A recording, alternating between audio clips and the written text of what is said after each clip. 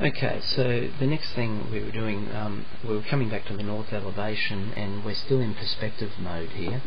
So you can have a look at what that might look like if you change under camera back to parallel projection and zoom in enough to get that in parallel projection. And look, I'm not too yet. We'll leave that as a presentation view. Fill it right up on the screen there, and I might even carefully pan down the bottom to get rid of some of those sight anomalies. Just something like that would look quite nice. Okay, and that might be our saved view for a front elevation, so I'll update that. Okay, so the last one we need to do now is a section view, so I'll change to section view. Okay, now I've already shown a west elevation in this direction, so I'll probably organise my section to look in the same direction as that. So to do that, once again I'll open up styles and change to a drafting style for the section view, and camera parallel projection. I think I'll turn shadows off for the section,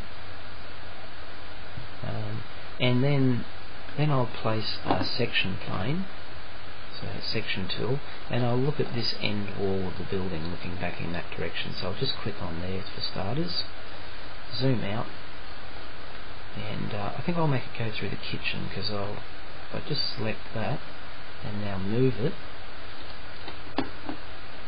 if I move it so it goes back through this kitchen window, it'll also pick up some of the kitchen cabinets, and it's going through the front entry there as well, so it'll show some nice detail there.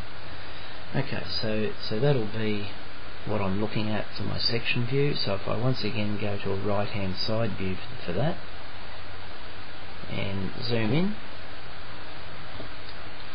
careful to pan it carefully, zoom right up, close the style lock box so we can see what we're doing. So something like that is a nice sectional view there, so I'll update that view. So we've created, I'll just go through and check them all now. We've created a series of different views, and we can animate ourselves between all of those views just clicking on the different tabs. North elevation, west elevation, and we're changing combinations of styles and shadows and all sorts of things and viewpoints between these different scenes. Every time you change something, remember you must right click and update the scene. Okay, so one last thing to show you with that now is you can go to or if you right click on top of any of the view tabs, the scene tabs, you can actually play an animation. And you can just let that sit there, and it'll automatically now animate from scene to scene to scene. You can make it go a lot smoother than it's going at the moment, and there's a few settings you can change which I'll show you in a second. But this is just stepping through without me touching any of the buttons. So you can leave it on. You know, you could see how you could set up a display mode for a presentation and just set the presentation up and going.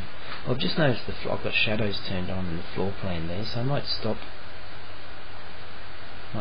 that and go back to the floor plan. Have a look at what those shadows. Oh no, the shadows were turned off. It was just keeping the shadows for a second in the animation from the perspective view. So that all looks like all of our viewpoints and everything is done at that stage. So we'll stop the video there, and you can tidy that up and get all of your scenes in order to that point.